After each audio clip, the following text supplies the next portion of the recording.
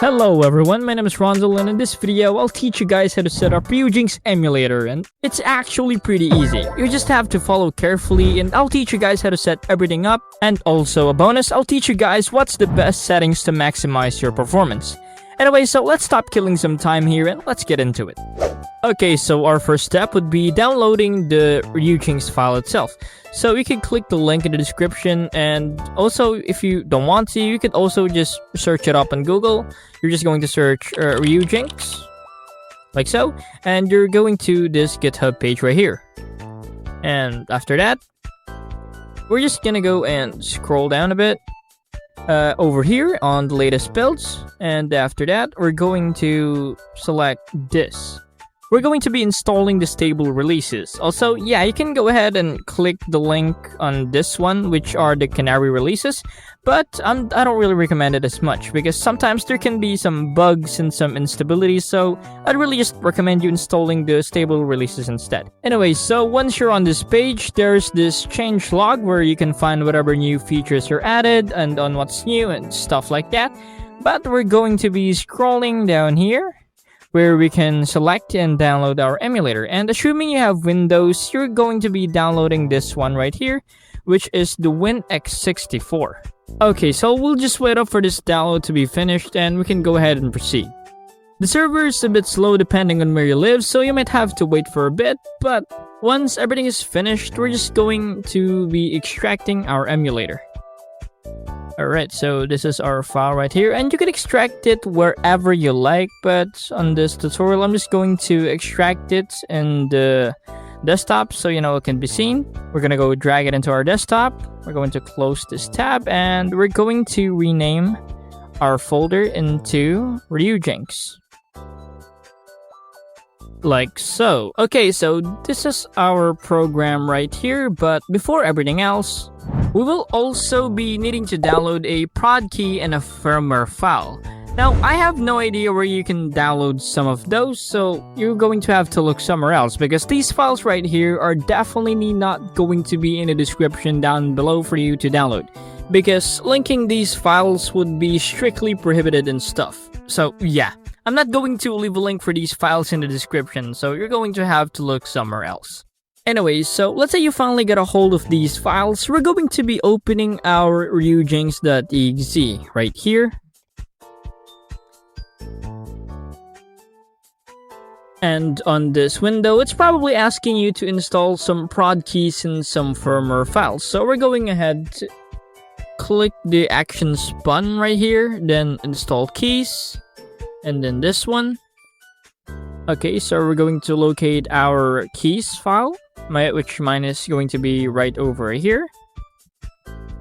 Alright, just click yes, and then okay.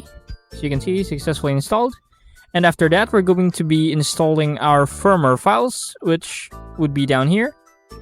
And then we're going to locate our firmware zip file, which mine is over here. Alright, so just click yes, right? Wait for that and click OK after it's successfully installed.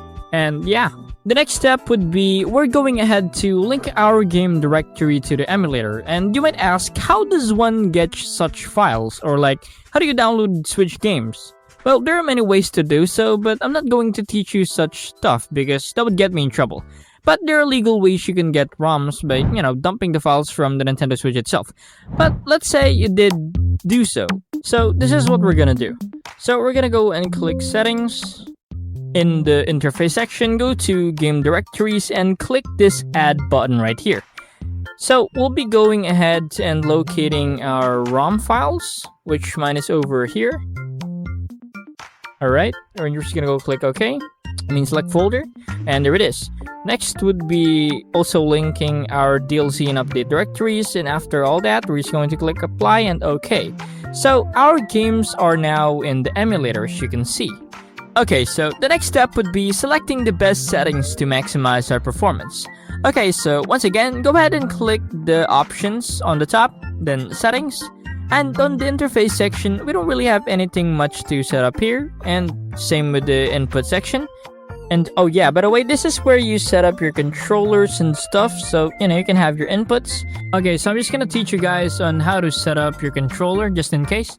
Alright, so I have my PS4 controller connected, and once you're in the input section, you're just going to select which player would that controller be, as you can see here. So we're just going to select player 1, and in your input devices, we're going to click on this here, and you're going to select your controller. So you can also select the controller type. You can use the Pro controller, Joy-Con pair, left, right, and in your profile you can select you can make custom profiles in there too. And yeah. And then on the system, which is over here, we're just going to leave these 4 boxes here untouched and unchecked. Then on the VSync, this setting right here is essentially the FPS limiter or something like that, and we don't want it going over the default speed since on emulators, more FPS means the game is more sped up and not really that smooth.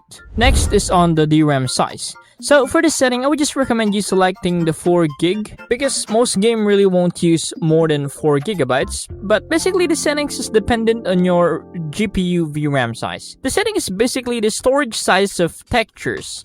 And if you're modding your game to have higher textures, you'd want to select something higher than the default 4 gigabytes. But I'm just going to set it into 6 gigabytes since my system can handle it and because why not? Now on the CPU section. On this one, make sure that on CPU mode, you selected the option Host Unchecked, since this one gives the most performance. And on the hacks, we're just going to leave it as it is.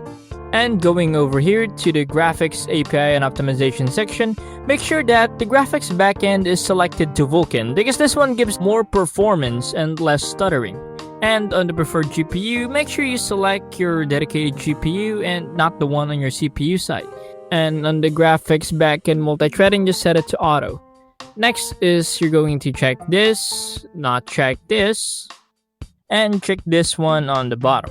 Now on the resolution section, I just like to keep it into native because I don't really need any more higher resolution than this since my monitor is only 1080p. But if you have a better monitor and good GPU, you can set it to, a higher resolution if you want. On the anti-aliasing, I just like to keep it on the none because, I don't know, it looks shit. And on this one, I'd like to keep it on FSR and sharpness to 80.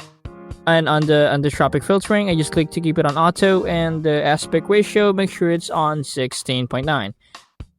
And the audio, I don't know, I don't really want to touch anything there. Same with this. And on the network, same with that. On the logging and debug, same as that. We just leave it untouched. And we're just going to click apply and OK, and yeah, that's it. Anyways, so make sure to hit that like button and subscribe to the channel if you found this tutorial very helpful. And yeah, I'll see you guys in the next video. Bye.